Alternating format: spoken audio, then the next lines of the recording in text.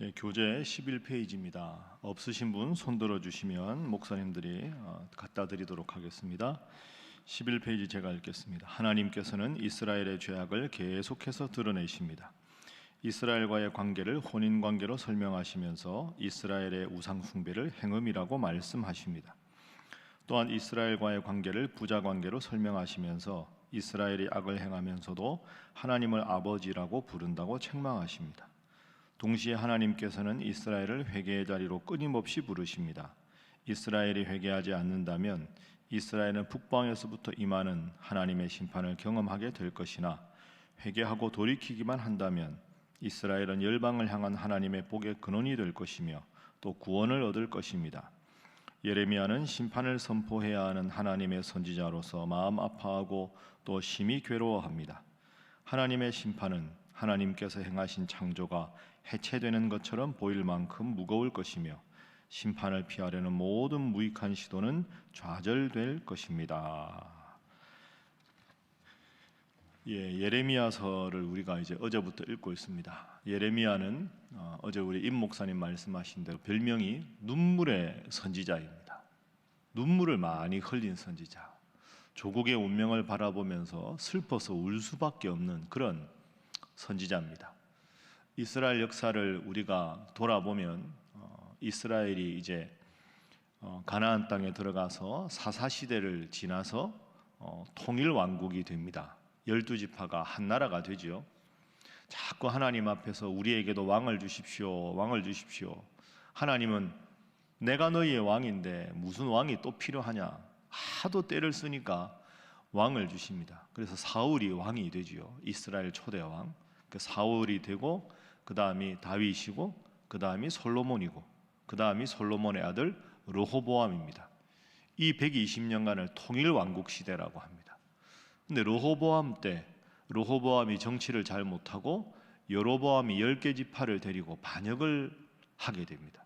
그러니까 이스라엘이라고 하는 한 나라가 10지파가 나가서 이스라엘이라는 이름을 그대로 가지고 북이스라엘이 되고 남아있는 유다와 베냐민 지파, 이 다윗, 솔로몬, 르호보암으로 이어지는 이 나라가 남유다가 되죠. 그 성경 읽다 보면 이스라엘이라고 했다가 유다라고 했다가 은근히 이게 헷갈립니다.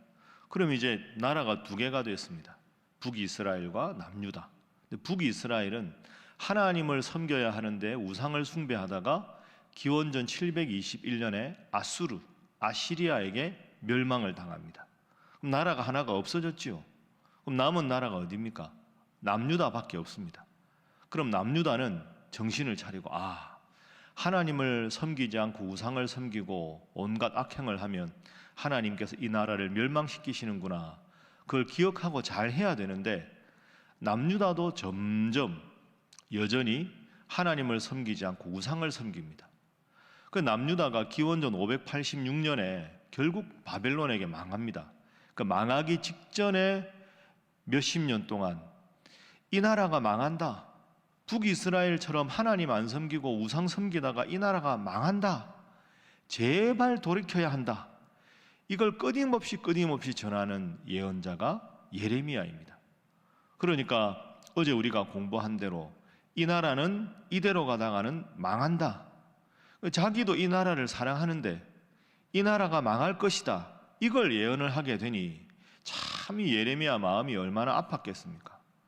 우리나라가 잘 될 것이다. 하나님이 복을 줄 것이다. 이런 걸 하면 백성들이 기뻐하고 선지자를 보면서 박수를 칠 텐데 이 나라가 망한다 이러니까 모든 사람들은 다 자기를 매국노라고 싫어하고 하나님은 예언을 하라고 하고 자기가 봐도 망할 것밖에 없고 그러니 눈물을 펑펑 흘리고 쏟으면서 나라의 멸망을 예언하는 남유다 멸망 직전에 활동했던 슬픈 운명을 가진 예언자가 예레미야입니다.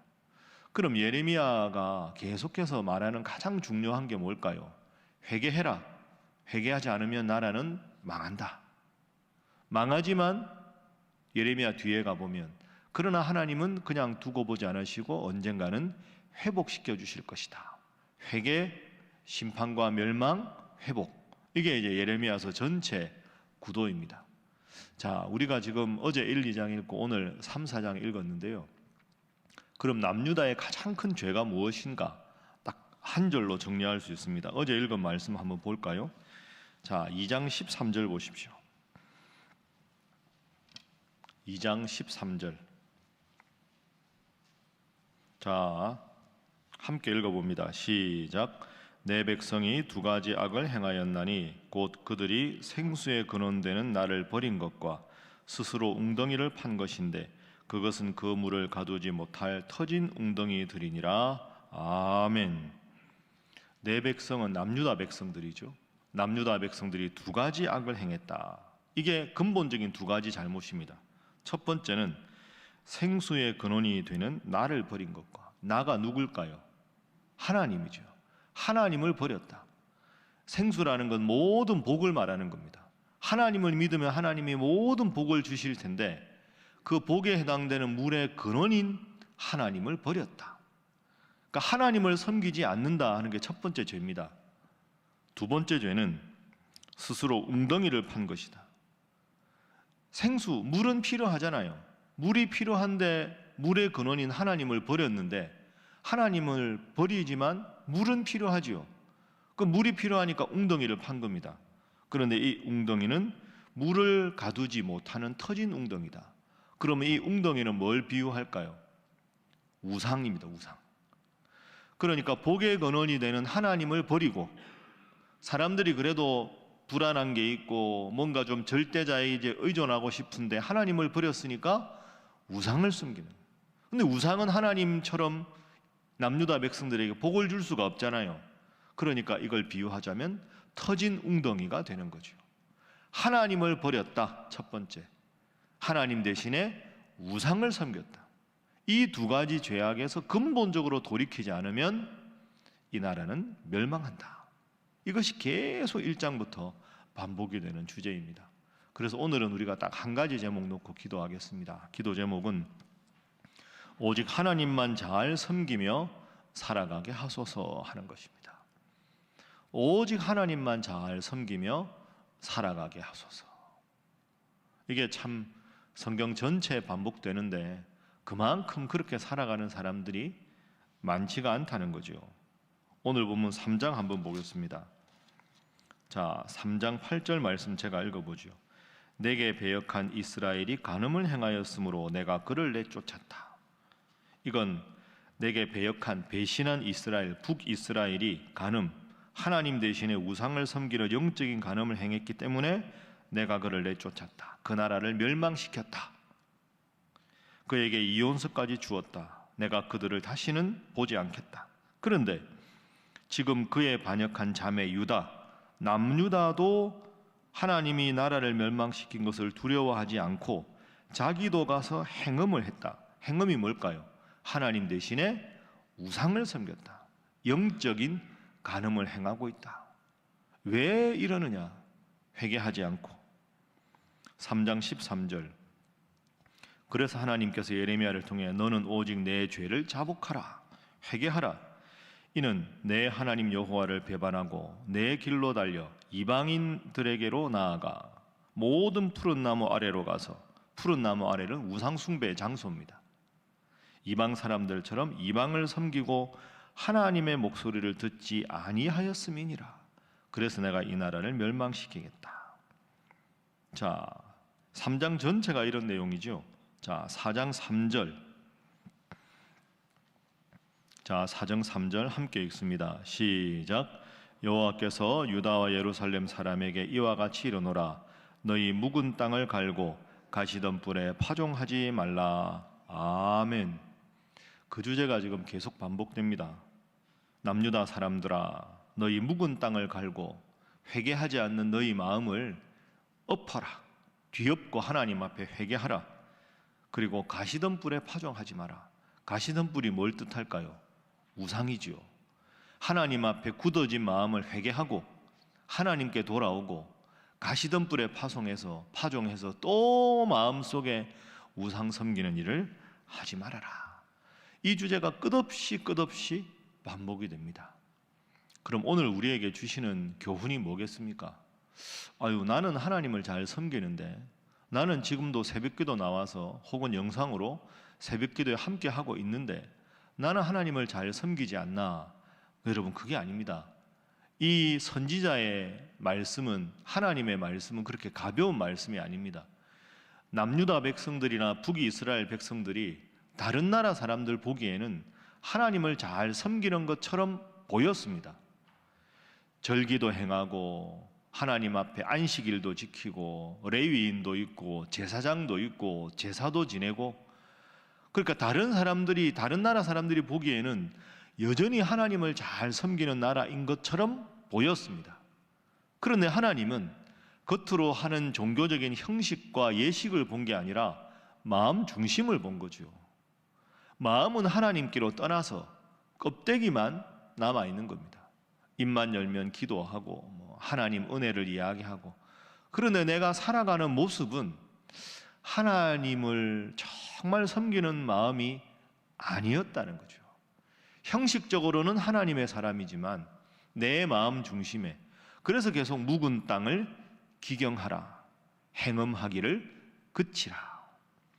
한자어로 말하면 유명무실한 남유다 성도들아, 명실상부한 하나님을 섬기는 자들이 되라, 이런 뜻이 되는 거죠. 여러분, 새벽기도 오셨습니다. 잘 하셨습니다.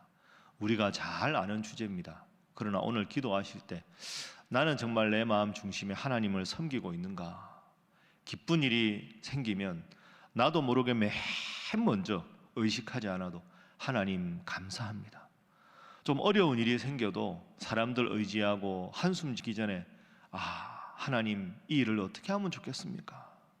무의식 중에 가장 먼저 하나님을 찾는 그런 신실한 하나님을 믿는 사람인가? 스스로 돌아보아서 오늘 하루도 겉모습만 하나님을 믿는 사람이 아니라 묵은 땅을 기경하고 회개하고 정말 하나님을 잘 믿어서 머리끝부터 발끝까지 입술의 모든 말과 마음의 모든 묵상이 하나님께 연락되는 삶을 살아가는 우리 신일의 모든 성도 되시기를 주님 이름으로 축복합니다. 기도하겠습니다. 기도하실 때 하나님, 그 옛날 남유다 백성들의 부끄러운 모습이 오늘 나의 모습이 아닌가 돌아봅니다. 하나님 잘 섬기게 하시되 그 어떤 일이 생겨도 기도보다 앞서지 않게 하시고 말씀 읽는 것에 우선을 두게 하셔서 이 말씀이 남유다 백성들에게만 꾸지람을 하신 말씀이 아니라 오늘 나를 향한 말씀으로 듣고 마음에 새기고 실천하게 하여 주옵소서. 그렇게 기도하시고 우리 산불로 많은 이재민들이 생겼습니다. 하나님, 이 불을 하나님께서 속히 꺼주시고 더 이상 슬픔의 눈물을 짓는 이 땅의 백성들이 없게 하여 주옵소서. 기도하시고 내일 대통령 선거가 있습니다. 오늘 마지막 날인데 하나님께서 함께 하시고 온갖 흑색 선전과 비방이 난무하는 이 시대에 하나님께서 끝까지 함께 해주셔서 하나님 마음에 합한 자, 정말로 백성들을 내 사랑하는 가족의 말로 경청하고 순종하고 겸손히 백성들을 섬기는 자가 이 나라의 위정자가 되게 하시고 결과에 관계없이 그 결과가 정의롭고 바르게 진행되게 하시고 모두가 승복하고 이 땅이 더 이상 분열이 아니라 화합과 하나가 되는 이 땅 대한민국이 되게 하여 주옵소서. 그렇게 기도하시고 러시아 우크라이나 전쟁이 속히 마무리될 수 있도록, 또한 우리 선교사님 위해서 또한 코로나 확진자가 점점 많아지고 있습니다. 하나님, 이 위기 가운데 이 땅을 지켜주시고 영육간에 강건토록 함께하여 주옵소서. 함께 기도하겠습니다. 주여 믿습니다. 주여 믿습니다. 주여 믿습니다.